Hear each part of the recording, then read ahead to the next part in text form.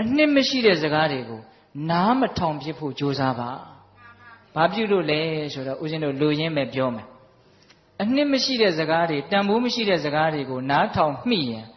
အဲ့ဒီအချိန်မှာတန်ဖိုးမရှိတဲ့အတွေးတွေဖြစ်နေတာသိကြတယ်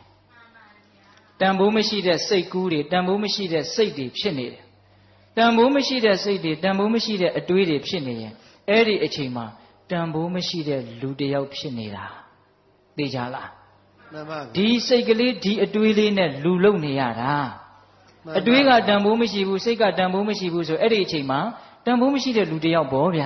မှန်ပါဟုတ်လားမှန်ပါဒါကြောင့်တန်ဖိုးမရှိတဲ့စကားတွေကိုနားထောင်နေတဲ့အချိန်မှာငါဒီတန်ဖိုးမရှိတဲ့အတွေးတွေတန်ဖိုးမရှိတဲ့စိတ်တွေဖြစ်နေတဲ့အတွက်ကြောင့်တန်ဖိုးမရှိတဲ့လူတစ်ယောက်ဖြစ်နေပြီ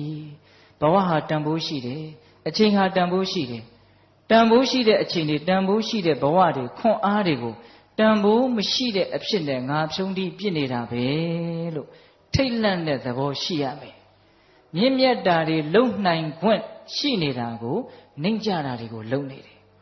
အဲ့တော့တန်ဖိုးမရှိတဲ့စကားတွေကိုနားထောင်လို့အကျိုးဆုပ်ယုတ်တာတွေအများကြီးရှိပါတယ်ဗျာ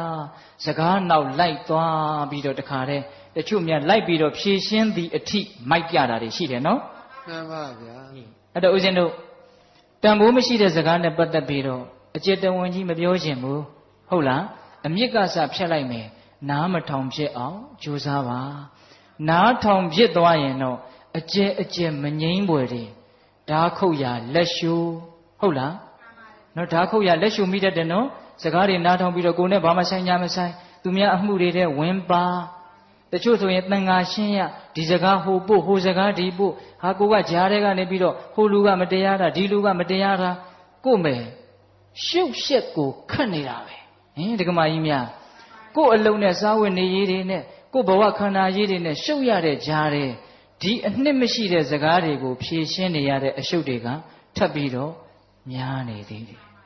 အဲ့တော့တန်ဖိုးရှိတဲ့လူတစ်ယောက်ဖြစ်ခြင်းနဲ့ဘဝမှာလေးလေးနက်နက်ဖြစ်ခြင်းနဲ့ဆိုရင်တန်ဖိုးမရှိတဲ့စကားတွေဟာ